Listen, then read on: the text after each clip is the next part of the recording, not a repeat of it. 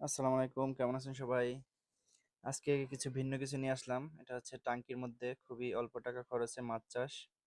তো নবীনগরে কেউ করতেছে কিনা জানি না। আমার মতে আমিই প্রথম মনে হয়। অন্য কেউ করে থাকলে জানাবেন। এইরকম অল্প টাকার মধ্যে শুধু একটা 1500 টাকার একটা ক্যারফাল দিয়ে তারপরে হচ্ছে বাকিটা নিজের হাতে বানানো। আমরা হচ্ছে এই দেখেন মাছ ধরতেছি, কার্পু মাছ, শিং মাছ আছে, কই আছে, টাকি আছে।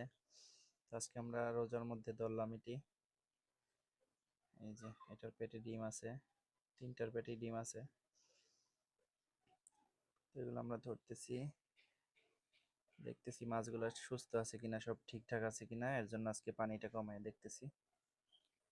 তো এরকম অল্প টাকায় শখের বশে করা, এখান থেকে দেখি কি অবস্থা হয়। মোটামুটি ভালোই লাগে।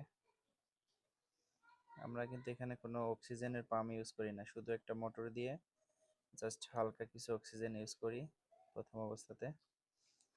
নেক্সটে আরো বড় পরিসরে করলে তখন আমরা হচ্ছে অক্সিজেন ব্যবহার করব। তো ভিডিওটি কেমন লাগছে সবাই জানাবেন অবশ্যই।